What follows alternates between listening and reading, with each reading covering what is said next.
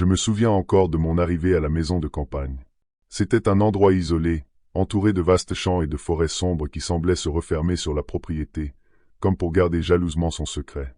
L'air était lourd, presque oppressant, et je ressentais un étrange mélange d'excitation et d'appréhension. Lorsque je me suis garé devant la maison, une bâtisse ancienne aux murs de pierre et aux fenêtres étroites, j'ai senti un frisson me parcourir l'échine. Pourtant, l'idée de m'échapper de la ville pour quelques jours m'avait semblé séduisante, et j'étais prêt à profiter de cette escapade. C'est à ce moment que j'ai aperçu le propriétaire. Un homme d'une cinquantaine d'années, grand, mince, avec un air discret mais une présence troublante. Il portait un manteau sombre qui semblait flotter autour de lui, et son regard était intense, scrutateur, presque comme s'il essayait de lire mes pensées. Après un bref sourire, il s'est avancé vers moi et m'a salué d'un ton étrange, empreint d'un calme qui m'a mis mal à l'aise. « Bienvenue », m'a-t-il dit en me serrant la main d'une manière trop froide, presque calculée. « Je suis heureux que vous ayez choisi ma maison pour votre séjour. Vous allez voir, c'est un lieu inspirant. » Il m'a conduit à l'intérieur, m'expliquant d'un ton détaché qu'il était artiste, un peintre pour être précis, et que les murs de sa maison étaient ornés de ses œuvres. En pénétrant dans le salon, mon regard a été immédiatement attiré par une série de portraits suspendus. Chaque visage semblait capturé dans un moment d'intense émotion, mais ce qui m'a frappé, c'était l'expression de terreur figée dans leurs yeux. Je me suis senti mal à l'aise, comme si ces personnes, ou ce qu'il en restait sur la toile, tentaient de m'avertir de quelque chose. Mais l'hôte, notant peut-être mon malaise, a simplement souri et murmuré. Chaque visage raconte une histoire, vous savez. La première nuit, je n'ai presque pas fermé l'œil. Ces portraits m'avaient perturbé bien plus que je ne voulais l'admettre, et à chaque fois que je fermais les yeux, je voyais leurs visages figés, leurs regards emplis de terreur, presque vivants dans mon esprit. Au petit matin, en me levant pour me préparer un café, j'ai décidé de passer à nouveau dans le salon pour examiner les peintures de plus près. Il y avait une sorte de fascination morbide qui me poussait à comprendre ce que l'artiste, ce mystérieux propriétaire, voulait capturer dans ses œuvres. Je me suis approché d'un des tableaux, un homme d'âge moyen, sa bouche légèrement ouverte comme s'il avait été figé en pleine panique. En observant de plus près, j'ai remarqué des détails d'une précision presque effrayante, les rides de son front, les gouttes de sueur sur ses tempes, le tremblement perceptible dans la commissure de ses lèvres. On aurait dit qu'il avait été peint non pas d'après une photo, mais comme s'il avait posé, ou plutôt, comme s'il avait été pris au piège dans ce moment de peur. Alors que j'observais la série de portraits, un détail commun attira mon attention. Chaque sujet semblait regarder dans la même direction, les yeux écarquillés, fixés sur un point hors cadre. Je me suis retourné, comme pour vérifier ce qu'il pouvait bien regarder, mais il n'y avait rien de particulier derrière moi. Pourtant, cette idée m'obsédait. Pourquoi tous ces visages étaient-ils marqués par une peur si intense, et que regardaient-ils? Au cours de la journée, j'ai continué à explorer la maison. J'ai découvert une porte fermée à clé au bout d'un couloir obscur, et ma curiosité a été piquée au vif. J'ai demandé à mon hôte ce qu'il y avait derrière, feignant l'indifférence. Avec un sourire étrange, il m'a répondu que c'était son atelier privé, là où il capturait l'âme de ses modèles. Son regard s'est posé sur moi, pesant, comme s'il jaugeait ma réaction. Puis, d'un ton presque paternaliste, il m'a conseillé de ne pas m'approcher du studio sans son invitation. Le frisson que j'avais ressenti en arrivant était revenu, plus fort cette fois. Le lendemain, ma curiosité l'a emporté sur ma prudence. Tandis que le propriétaire était sorti, probablement pour acheter des fournitures, j'ai saisi l'opportunité pour explorer la maison plus en profondeur. Je me suis approché de la porte verrouillée à la fin du couloir. J'avais en tête cet étrange avertissement qu'il m'avait lancé, mais une force irrésistible m'incitait à découvrir ce qu'il cachait dans ce fameux atelier. Après quelques minutes à tâtonner autour de la serrure, j'ai réussi à ouvrir la porte. L'air à l'intérieur de la pièce était glacé, stagnant, comme si personne n'y était entré depuis des lustres. En entrant, j'ai été frappé par l'odeur âcre de peinture mélangée à quelque chose de plus subtil mais tout aussi dérangeant, une odeur que je ne parvenais pas à identifier. L'atelier était encombré de toiles, d'esquisses, de pinceaux et de pots de peinture éparpillés partout. Au centre de la pièce, un chevalet supportait une toile encore humide. En m'approchant, mon cœur s'est mis à battre plus fort. C'était un portrait de moi-même, figé dans une expression de peur que je n'avais jamais vue sur mon propre visage. Mes yeux semblaient fuyants, mais très tendus, comme si j'avais été surpris dans un moment de terreur intense. Je sentis un malaise s'insinuer en moi. Comment avait-il pu capturer une telle expression sans même que je m'en rende compte? Puis mon regard se posa sur une étagère le long du mur. Sur cette étagère, il y avait une rangée de portraits, tous représentant d'anciens visiteurs, des hommes et des femmes que je ne connaissais pas, mais dont le regard paniqué me paraissait étrangement familier. Un détail glaçant reliait tous ces portraits. Chacun avait ce même regard de terreur, figé au même instant, comme si chaque modèle avait vu quelque chose d'horrible, quelque chose qui les avait pétrifiés d'effroi. Mon cœur battait à tout rompre alors que je réalisais que ces visages semblaient capturés au dernier instant de leur vie. Je reculais lentement, mon regard fixé sur ces portraits étrangement réalistes, une sueur froide glissant le long de ma nuque. Soudain, j'entendis un bruit derrière moi. En me retournant, je vis le propriétaire, debout dans l'encadrement de la porte, son visage enveloppé d'une expression de satisfaction glaciale. Ses yeux brillaient d'une lueur inquiétante, comme s'il savourait ma réaction, chaque frisson qui parcourait mon corps. « Vous avez découvert ma petite galerie, » murmura-t-il, un sourire étrange aux lèvres. « Vous voyez, je ne peins pas simplement des portraits ordinaires. Je capture l'essence même de la peur. C'est quelque chose d'authentique, quelque chose que l'on ne peut falsifier. » Il s'avança lentement dans la pièce, me bloquant l'issue. Mon cœur battait de plus en plus fort, une angoisse oppressante m'enveloppant. Je tentais de rester calme, mais l'éclat de son regard était hypnotisant, malsain. « Chaque personne qui passe ici laisse une part d'elle-même dans mon art, » continua-t-il, caressant l'un des portraits comme s'il s'agissait d'un trésor précieux. « Vous, par exemple, vous avez une expression de frayeur intérieure que j'ai rarement vue. Ce sera fascinant de capturer cela de manière plus intense. » Je fis un pas en arrière, cherchant instinctivement une issue, mais il ne me quittait pas des yeux, comme un prédateur jouant avec sa proie. Puis, d'une voix calme et presque douce, il me lança. « Ne vous inquiétez pas, cela ne fera pas mal. Mais pour que votre portrait soit parfait, il me faut atteindre un point de terreur absolue. Juste un moment, où l'âme se fige, où le visage révèle tout. » L'horreur me gagna alors pleinement. Il n'avait jamais eu l'intention de me laisser partir. Pour lui, j'étais déjà une œuvre en devenir, un autre visage figé dans la terreur, destiné à rejoindre sa macabre galerie. Le temps semblait s'étirer à l'infini tandis que je réalisais l'ampleur de la folie de cet homme. Je savais que je n'avais qu'une seule chance pour m'échapper, et il fallait que je sois rapide.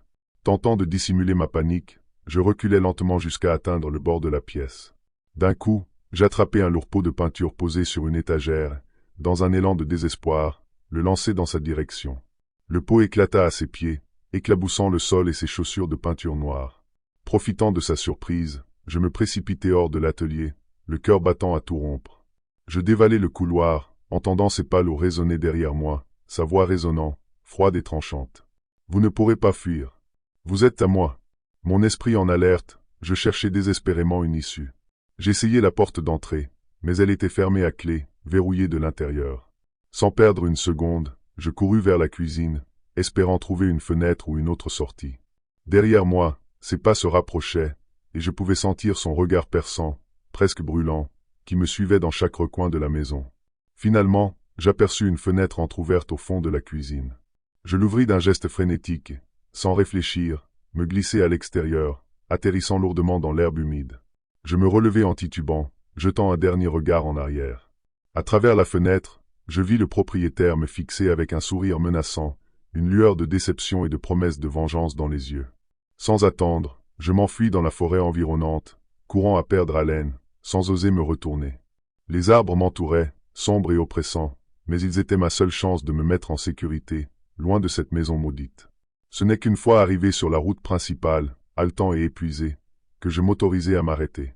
Même aujourd'hui, cette nuit me hante. Je ne sais pas combien de personnes ont disparu dans cette maison, emprisonnées pour l'éternité dans ces portraits terrifiants. Mais une chose est certaine, je n'oublierai jamais le regard de ces visages figés dans la terreur, et le souvenir du mien, immortalisé dans cet atelier sinistre, me glace encore le sang.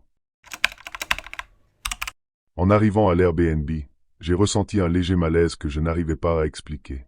C'était une maison de style moderne, impeccablement propre, mais quelque chose me semblait mal placé. Tout d'abord, il y avait ces miroirs. Ils étaient un peu partout, dans des endroits inhabituels, un grand miroir face à l'entrée, un autre en biais au-dessus du canapé, et même un petit, en angle, dans la cuisine, comme s'il reflétait toute la pièce. Je me suis dit que c'était peut-être pour donner une impression d'espace, mais le sentiment d'être observé ne me quittait pas. Les lumières des prises murales clignotaient faiblement, d'une manière presque hypnotisante. En m'approchant, j'ai remarqué qu'elles avaient une teinte verte étrange, comme si elles fonctionnaient mal. C'était ridicule, mais cette petite lumière me mettait mal à l'aise, comme un œil électronique qui m'observait discrètement. Lorsque le propriétaire m'a accueilli, il a été courtois, mais il semblait pressé, impatient de me donner les clés et de partir.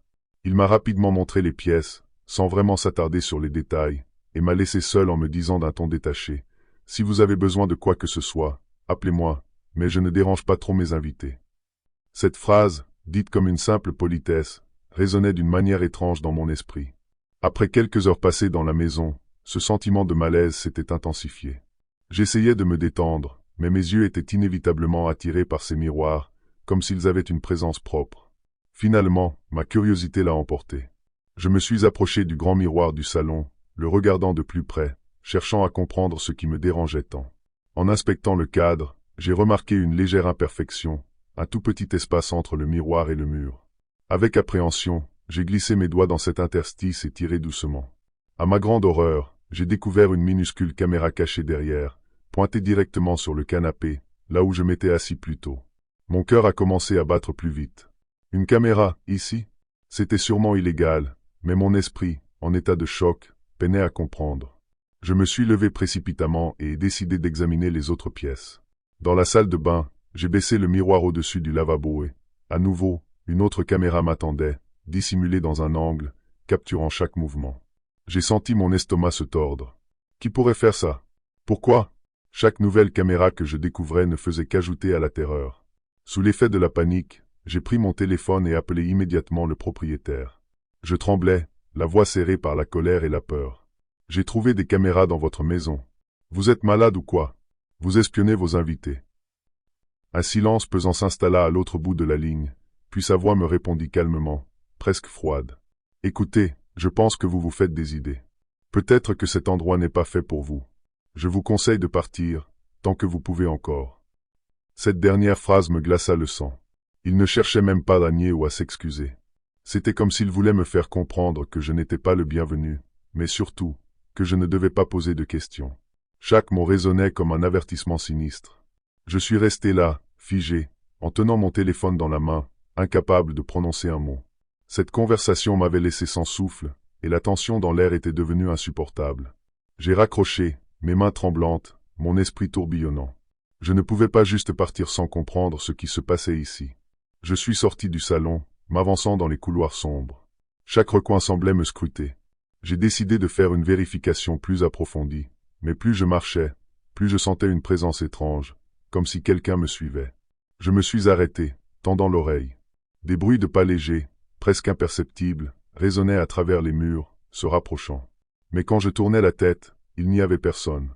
Soudain, j'ai entendu un léger grésillement provenant d'une des chambres, comme une radio qui capte des ondes, mais avec des voix indistinctes. J'ai ouvert la porte en silence, le cœur battant dans ma poitrine. Le bruit venait d'un petit appareil sur une étagère, que j'avais à peine remarqué. Une petite caméra de surveillance, mais ce n'était pas tout. Elle était reliée à un écran, et ce que je voyais me fit trembler. Sur l'écran, un petit carré montrait chaque pièce de la maison, chaque mouvement que je faisais, chaque geste que je faisais. Il y avait des caméras cachées partout. Mais il y avait autre chose, quelque chose d'encore plus terrifiant. Sur un autre écran, je pouvais voir des visages, des ombres floues, comme si quelqu'un d'autre observait moi-même en temps réel. Je n'étais pas seul. Je me précipitai vers la porte, espérant fuir avant qu'il ne soit trop tard, mais quelque chose n'allait pas. Les poignées de porte étaient gelées, comme si elles ne voulaient pas bouger, comme si elles étaient verrouillées de l'intérieur. J'ai paniqué. Je savais que je ne pouvais pas rester là, coincé. J'ai essayé de forcer la porte, de la briser, mais elle ne céda pas. Je courus vers la fenêtre pour m'échapper, mais là encore, il y avait quelque chose d'anormal. Les fenêtres étaient barricadées de l'extérieur, comme si quelqu'un avait anticipé ma fuite. Mon esprit se mit à tourner en rond, le vertige de la situation m'envahissant. Chaque issue semblait bloquée, chaque mouvement était surveillé. C'est alors que je les ai vus. Des silhouettes sombres, discrètes mais bien présentes, se tenaient dans l'ombre, derrière les rideaux, observant à travers les fenêtres. Une d'elles se détacha du reste, et je compris immédiatement que c'était lui, le propriétaire, mais il n'était pas seul. D'autres personnes, des visages que je n'avais jamais vus, se tenaient là, dans les recoins sombres de la maison, me fixant intensément. Une voix, presque un chuchotement, s'éleva du fond de la pièce. « Tu ne peux pas t'échapper. Cette maison, c'est notre domaine. Et ici, il n'y a aucune issue. » Ces mots me frappèrent comme un coup de marteau, et je compris alors qu'il n'était pas question d'une simple surveillance. La maison elle-même était conçue pour être un piège dont je ne sortirais jamais. Je me souviens encore de cette première nuit dans cette vieille maison. J'étais arrivé en ville plus tôt dans la journée, impatient de découvrir cette région réputée pour son charme d'antan et ses légendes anciennes. Mon hôte m'avait accueilli avec un sourire poli mais un peu froid, et m'avait conduit jusqu'à ma chambre, située au fond d'un long couloir obscur. À la tombée de la nuit, alors que je m'installais dans mon lit, un silence étrange envahit la maison. Ce n'était pas le silence normal que l'on ressent en pleine campagne, mais quelque chose de plus oppressant. Il me semblait que les murs eux-mêmes retenaient leur souffle, comme si un secret lourd et sinistre s'y cachait. Alors que je commençais à m'endormir, un léger bruit attira mon attention. D'abord, c'était presque imperceptible, un craquement lointain, peut-être le bois qui travaille. Mais bientôt, le bruit se précisa. J'entendais des pas, lents et mesurés, quelque part dans la maison. Mon esprit rationnel tentait de me convaincre que ce n'était rien, probablement mon hôte qui circulait. Mais il y avait autre chose. Des chuchotements. De petits murmures indistincts semblaient s'infiltrer dans la pièce, glissant sous la porte comme des ombres inquiétantes. Je me redressai, mes oreilles tendues pour capter le moindre son, mais dès que je bougeais, tout s'arrêtait net, comme si la maison elle-même me observait. Un frisson glacé parcourut mon échine, et malgré moi, je sentis mon cœur s'accélérer. Cette maison dégageait quelque chose de sombre, et j'avais la nette impression de ne pas être seul, même enfermé dans cette chambre. Je tentais de me raisonner, de me dire que j'étais simplement fatigué, que mon esprit me jouait des tours après une longue journée de voyage. Pourtant, les murmures semblaient revenir, toujours plus proches, comme un murmure dans la nuit qui cherchait à m'attirer. La nuit suivante, les bruits étranges ne firent que s'intensifier. Cette fois, les chuchotements étaient plus clairs, presque comme s'ils formaient des mots que je ne parvenais pas tout à fait à comprendre. J'essayais de me convaincre qu'il s'agissait du vent ou du vieux bois de la maison, mais une partie de moi savait que c'était autre chose. Ce n'était pas naturel, pas normal. Pendant la journée, j'explorais un peu plus la maison, espérant découvrir une explication rationnelle. C'est alors que je remarquai une porte à l'extrémité du couloir, légèrement dissimulée par une tenture vieillissante. Elle était verrouillée, et tout chez elle semblait me dissuader de m'approcher. Pourtant, mon instinct ou peut-être ma curiosité morbide m'incitait à en savoir plus.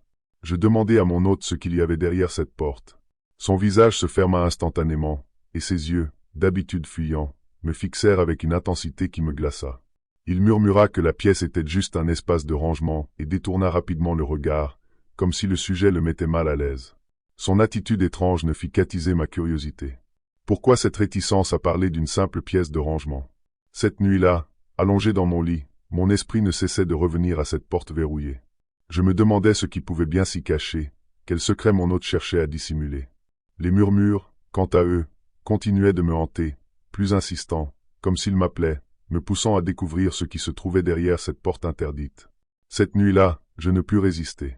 Je sentais une force étrange, presque magnétique, qui m'attirait vers cette porte. Attendant que la maison plonge dans le silence, je sortis discrètement de ma chambre, la lumière de ma lampe de poche tremblante dans l'obscurité. Chaque pas résonnait lourdement dans le couloir désert, et mon cœur battait si fort que j'avais l'impression que tout le monde pouvait l'entendre. Arrivé devant la porte, je pris une profonde inspiration et, avec une pince que j'avais trouvée dans mes affaires, je m'efforçai de forcer la serrure. Après quelques instants de tension, un déclic se fit entendre, et la porte s'ouvrit lentement dans un grincement sinistre. Ce que je découvris à l'intérieur me laissa sans voix. La pièce était sombre, mais mes yeux s'adaptèrent vite, et je vis des objets éparpillés partout, des vêtements soigneusement pliés, des journaux intimes, des montres, des bijoux. Chacun de ces objets semblait appartenir à quelqu'un de différent. C'était comme si cette pièce renfermait des morceaux de vie disparus. Il y avait, dans un coin, une étagère remplie de photographies jaunies. En les observant de plus près, je reconnus certains des visages. Plusieurs d'entre eux semblaient être des anciens clients de la maison, des gens ordinaires, figés dans le temps. Un frisson glacial parcourut mon corps alors que je réalisais la signification de ce lieu. Ce n'était pas un simple débarras, mais un sanctuaire macabre, un lieu où mon hôte avait recréé, pièce par pièce, la vie de chaque personne qui avait séjourné ici. Au milieu de cette collection morbide, une pensée terrifiante me traversa l'esprit. Et si, moi aussi, j'étais destiné à devenir l'un de ces souvenirs, une autre identité ajoutée à cette collection sinistre? La découverte que je venais de faire me laissa dans un état de choc et de terreur profond. J'avais du mal à respirer, comme si l'air dans cette pièce était devenu lourd, rempli des secrets de ceux qui avaient disparu ici. Mon esprit s'emballait, essayant de comprendre l'ampleur de ce que j'avais découvert. Mais je savais une chose, je devais partir, immédiatement. Alors que je tentais de sortir discrètement de la pièce, je sentis une présence derrière moi. Mon hôte était là, me fixant de son regard perçant, un sourire étrange et malsain étiré sur son visage. Il se tenait dans l'encadrement de la porte, bloquant toute issue. « Vous ne deviez pas entrer ici, » murmura-t-il d'une voix calme et terriblement glaciale. Chaque mot semblait pénétrer mon esprit, comme un venin qui paralysait mes pensées. Je balbutiai une excuse, mais il semblait savourer ma peur, comme s'il avait attendu ce moment. Son visage changea, perdant son masque d'amabilité pour laisser apparaître une expression calculatrice, presque possessive. Il me raconta alors, avec une satisfaction morbide, qu'il aimait collectionner des fragments de vie de ses visiteurs. Selon lui, chaque personne qui franchissait la porte de cette maison apportait une nouvelle identité, une existence à revivre et à explorer. Il disait cela comme si c'était la chose la plus naturelle au monde, comme s'il pouvait simplement absorber la vie de quelqu'un d'autre pour fuir la sienne, qu'il décrivait comme inutile et insignifiante. Il s'approcha lentement, son ombre se projetant sur moi, et je compris alors l'ampleur de sa folie. Ce n'était pas simplement un excentrique ou un collectionneur, cet homme était un prédateur, un chasseur d'âmes, et moi, j'étais devenu sa prochaine cible. Mon instinct de survie prit le dessus. Profitant d'un instant d'inattention de sa part, je me précipitai hors de la pièce, mon cœur battant à un rythme effréné. Le couloir semblait s'étendre à l'infini, chaque pas résonnant comme un coup de tonnerre dans le silence oppressant de la maison. Je pouvais entendre ses pas lourds derrière moi, ses murmures sinistres résonnant, m'ordonnant de revenir, comme si je n'étais rien de plus qu'une marionnette entre ses mains. J'atteignis enfin l'escalier et dévalai les marches, priant pour ne pas trébucher. Une fois dans le hall, je me ruai vers la porte d'entrée, mes mains tremblantes cherchant désespérément à déverrouiller la serrure. Enfin, la porte céda, et je me précipitai dehors, l'air glacial de la nuit m'accueillant comme un réveil brutal à la réalité. Je courus sans me retourner, mes jambes flageolant sous la peur et l'épuisement. Derrière moi, j'entendis la voix de mon hôte résonner dans l'obscurité, un dernier avertissement qui me glaça le sang. Tu ne pourras jamais échapper à cette maison, ni à moi. Nos vies sont désormais liées. Ce n'est qu'au bout de plusieurs minutes que je m'arrêtai enfin, réalisant que j'avais réussi à m'échapper. Mais même maintenant, bien loin de cette ville maudite, je sens toujours son ombre rôder autour de moi. Chaque bruit dans la nuit, chaque murmure porté par le vent me rappelle cette maison et son étrange collectionneur. J'ai l'impression que, d'une manière ou d'une autre, il m'a emporté un morceau de moi, un fragment de mon âme pour l'ajouter à sa collection. Et chaque nuit, je ne peux m'empêcher de me demander, combien de temps encore avant qu'il me retrouve. Après des heures de route, j'arrive enfin à la cabane que j'ai réservée sur Airbnb. Il fait déjà sombre, et un épais brouillard enveloppe les arbres autour, ajoutant une atmosphère mystérieuse à cet endroit perdu au milieu de la forêt. En sortant de la voiture, je ressens un frisson, mais je me dis que c'est sûrement la fatigue et l'excitation. J'ai toujours aimé les endroits isolés, loin de l'agitation des grandes villes, et cette petite cabane semblait parfaite. Je déverrouille la porte avec la clé que j'ai trouvée dans une petite boîte en métal, cachée sous une pierre comme indiqué par l'hôte dans ses instructions.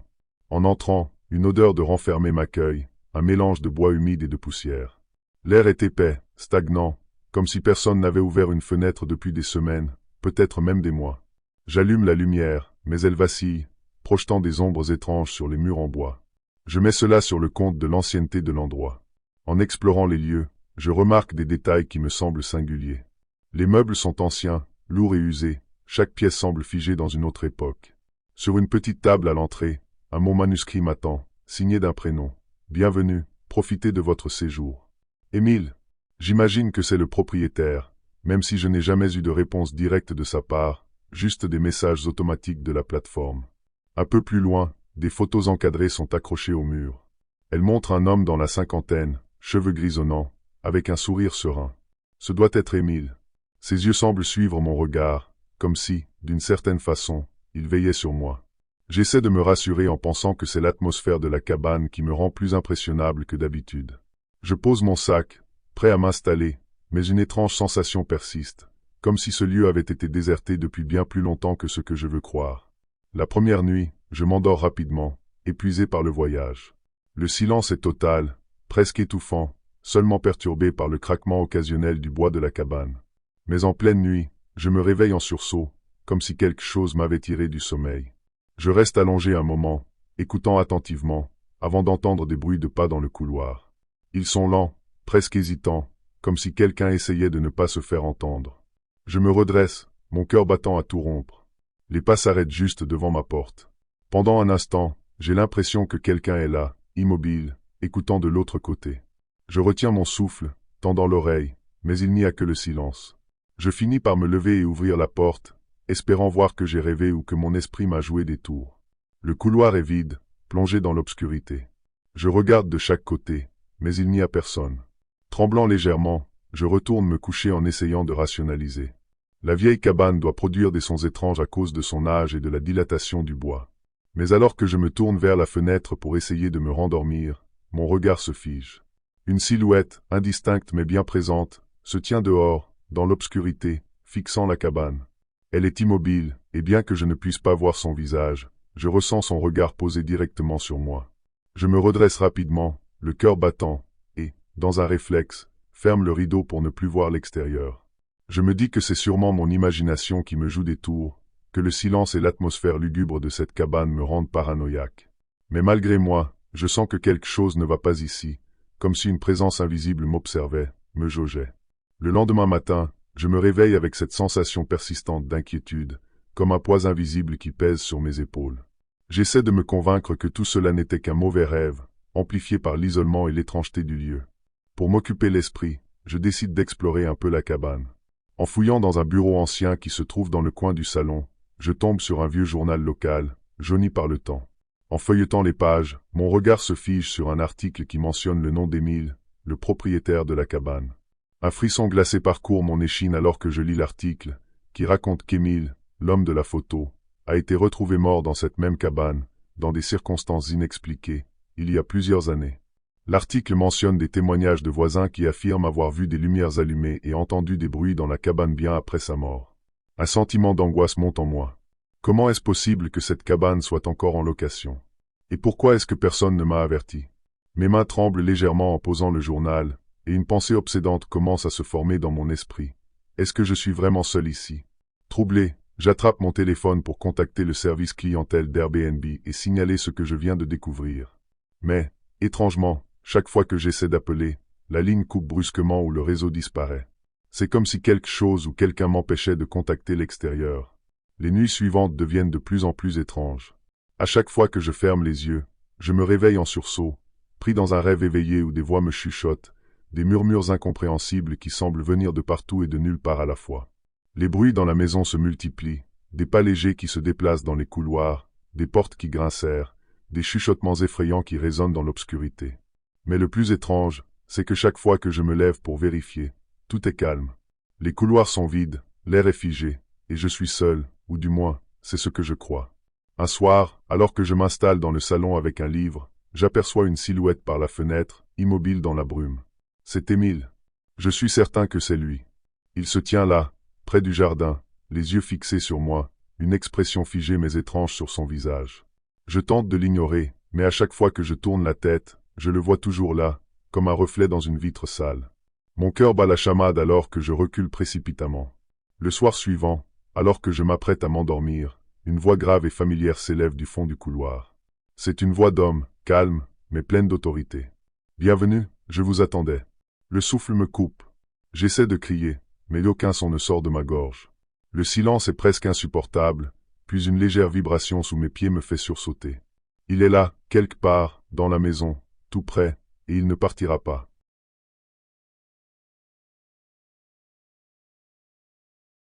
J'ouvre précipitamment la porte de ma chambre, le cœur battant. Il n'y a personne. Pourtant, cette présence, cette sensation d'être observé, ne me quitte pas. Il semble que chaque bruit que je perçois soit calculé, comme si ce bienvenu n'était pas seulement un salut, mais un ordre. Quelque chose ou quelqu'un est là, me guettant dans chaque ombre, attendant de m'accueillir à sa façon. Et je commence à comprendre que ce ne sont pas des coïncidences. Il veut que je sois ici, aussi longtemps que possible, peut-être pour toujours. La 5e nuit, je n'arrive plus à dormir. Chaque fibre de mon être est en alerte. Je sens qu'il est là, tout près, que sa présence m'envahit, que l'air lui-même semble lourd de sa menace invisible. Le pire, c'est que je commence à ne plus savoir ce qui est réel. La frontière entre ce que je perçois et ce que je rêve devient floue. Les murmures dans les couloirs sont devenus plus clairs, plus distincts, et je les reconnais maintenant. Ce sont des voix. Des voix d'hommes, des voix d'invités, des voix de ceux qui sont passés avant moi. Je me lève, terrifié, pour essayer de fuir, mais alors que je m'approche de la porte, je vois quelque chose qui me fait glacer le sang. Par la fenêtre, je peux apercevoir une silhouette, plus proche cette fois, se tenant dans le jardin. Elle me regarde, attendant. Je recule précipitamment, mais à peine suis-je de retour dans le salon que je vois une forme se dessiner dans l'ombre derrière moi. Un homme. Pas Émile, mais un autre, un homme plus vieux, avec un regard vide, un regard qui semble me sonder, me juger. Soudain, je comprends. Ce n'est pas seulement Émile qui hante cet endroit. C'est lui. C'est ce qu'il est devenu. Il attend dans l'ombre, dans les recoins de la maison, chaque nouveau visiteur pour le recevoir, pour le faire entrer dans son monde. Chaque personne qui traverse cette porte devient son invité, et il veut toujours plus de compagnie. Le mal est ancré dans cette maison, ancré dans l'âme d'Émile. Et je suis le prochain sur la liste. Il m'observe, il attend, et je sais maintenant qu'il ne me laissera pas partir. Pris dans une terreur totale, je tente de fuir, mais la porte refuse de s'ouvrir. Je frappe contre elle, je hurle, mais d'aucun son ne franchit la barrière. La maison elle-même semble m'enfermer, me retenant dans une étreinte invisible. J'entends alors un dernier murmure, un chuchotement faible, mais clairement audible. Bienvenue chez moi, pour toujours. En rentrant chez moi ce soir-là, j'avais hâte de m'envelopper dans la tranquillité de mon petit cocon. Ma journée de travail avait été longue et épuisante, et tout ce que je voulais, c'était me détendre avec une tasse de thé et un bon livre. Mais dès que j'ai tourné dans mon allée, j'ai senti quelque chose d'étrange. 2 personnes se tenaient devant ma porte, avec des valises posées à leurs pieds. Un homme et une femme, d'une 30aine d'années, jetant des regards impatients vers leur téléphone puis vers la porte d'entrée. Je me suis approché, confuse, et ils m'ont immédiatement repéré. Le couple a échangé un regard, visiblement soulagé de me voir. « Ah, enfin !» a dit la femme, esquissant un sourire forcé. « Nous avons réservé la maison pour le week-end. Nous avons essayé de vous appeler, mais... » Je l'ai interrompu, stupéfaite. « Pardon, vous avez réservé ?» Ils m'ont montré une confirmation sur leur téléphone, une réservation Airbnb, avec des photos de ma maison, ma propre adresse. Je sentais mon estomac se nouer. Jamais je n'avais mis ma maison en location, encore moins sur Airbnb. En essayant de garder mon calme, j'ai expliqué que cela devait être une erreur, que je vivais ici et que je n'avais rien mis en location. Leur confusion s'est transformée en agacement. L'homme, visiblement frustré, a insisté. « Mais regardez, tout est là. On a payé pour être ici. Vous ne pouvez pas juste nous mettre dehors. » Après quelques minutes d'explication et de tension, ils ont fini par partir, jetant des regards noirs par-dessus leurs épaules. Une fois la porte refermée derrière moi, je suis resté immobile dans le silence de ma maison, une vague de malaise m'envahissant. Comment quelqu'un pouvait-il lister ma maison, mon sanctuaire, comme un simple logement à louer? Le sentiment de malaise ne m'a pas quitté depuis l'incident avec le couple à ma porte. Cette nuit-là, j'ai eu du mal à dormir, tourmenté par des questions. Comment quelqu'un avait-il pu obtenir des photos de l'intérieur de ma maison? Et pourquoi avait-il fait cela? Le lendemain, j'ai décidé d'en avoir le cœur net. En prenant mon café, j'ai ouvert mon ordinateur et me suis connecté à Airbnb. En tapant l'adresse de ma propre maison dans le moteur de recherche, je suis resté figé en voyant l'annonce qui s'affichait. Il y avait là des photos que je reconnaissais, mon salon, ma chambre, même la petite bibliothèque du couloir, chaque détail était étrangement précis. Le texte de description parlait de la maison comme d'un havre de paix, et mentionnait même des éléments personnels comme mon tapis persan ou mes rideaux de dentelle. En scrollant, je me suis rendu compte qu'il y avait plusieurs évaluations. Des gens avaient déjà séjourné ici. Certains commentaires parlaient d'un accueil chaleureux, d'autres de la propreté de la maison et de sa décoration charmante. Je me sentais perdu et exposé, comme si quelqu'un avait violé mon espace privé et laissé des inconnus y pénétrer sans mon consentement. Horrifié, j'ai immédiatement contacté le support d'Airbnb pour dénoncer l'annonce et demander sa suppression. Ils m'ont promis de l'enlever rapidement et de mener une enquête, mais cela n'a rien fait pour apaiser ma sensation d'insécurité. Quelqu'un, quelque part, connaissait suffisamment ma maison pour en faire un faux listing, et j'ignorais encore comment ni pourquoi. Après avoir fait supprimer l'annonce, je pensais pouvoir retrouver une certaine tranquillité. Mais ce sentiment de sécurité s'effritait de jour en jour. Des petits détails me perturbaient. Un soir, en rentrant, j'ai remarqué que la chaise de mon bureau était tirée alors que je me souvenais parfaitement l'avoir remise en place. Une autre fois, ce sont les rideaux du salon que j'ai retrouvés légèrement ouverts, laissant entrer un rayon de lumière du lampadaire extérieur, alors que je les laisse toujours fermés. Au début, j'essayais de me convaincre que c'était moi qui oubliais, que le stress de cette histoire avec l'annonce Airbnb me rendait paranoïaque. Mais les incidents se multipliaient. Un vase dans l'entrée, habituellement tourné vers la porte, se retrouvait orienté vers le mur. Un cadre photo dans le couloir semblait avoir été déplacé de quelques centimètres. Même mon lit, un soir, paraissaient comme défaits sur un côté, comme si quelqu'un s'y était assis ou allongé brièvement. Chaque soir, j'inspectais ma maison avec une attention presque obsessionnelle, mais ces changements subtils continuaient de se produire. Quelqu'un ou quelque chose semblait jouer avec moi, bougeant ses objets pour me rappeler que je n'étais peut-être pas seul dans ma propre maison. Un soir, en rentrant chez moi, une odeur étrange flottait dans l'air. Ce n'était pas un parfum que je connaissais, mais un mélange lourd et sucré, presque esséurant. Intrigué et inquiète, j'ai suivi l'odeur jusqu'à l'une des chambres d'amis. Lorsque j'ai allumé la lumière, mon cœur s'est serré. Le lit était légèrement froissé, comme si quelqu'un s'y était allongé récemment. Déterminé à comprendre ce qui se passait, j'ai décidé d'installer des caméras cachées dans toute la maison. Cela me semblait excessif, presque paranoïaque, mais je devais savoir. Pendant les premières nuits, rien d'anormal n'est apparu sur les enregistrements. Tout restait calme, chaque objet à sa place. Mais une semaine plus tard, j'ai enfin capté quelque chose. Aux alentours de 3 heures du matin, la porte d'entrée s'est lentement ouverte, et une silhouette sombre est entrée avec assurance, comme si elle connaissait parfaitement les lieux. Je regardais, tétanisé, cette personne marcher calmement dans mon salon, toucher certains objets, s'asseoir quelques minutes sur mon canapé, puis se diriger vers la chambre d'amis. C'était comme si elle revendiquait l'espace, comme si cette maison lui appartenait autant qu'à moi. Puis, juste avant de sortir, la silhouette s'est tournée vers une des caméras, et, à mon horreur, elle a souri d'un sourire calme, presque moqueur, comme si elle savait que je la regardais. Après cette révélation glaçante, j'ai pris la décision de ne plus rester seul dans cette maison. Mais avant de partir, j'avais besoin de savoir qui était cette personne et comment elle entrait chez moi. J'ai partagé les enregistrements avec la police, espérant qu'ils pourraient m'apporter des réponses. Les agents ont pris mon témoignage au sérieux, mais ils n'ont trouvé aucune trace d'effraction. Tout était intact, comme si l'intrus possédait une clé. Une semaine plus tard, j'ai reçu un appel de la police. Ils avaient découvert quelque chose de troublant.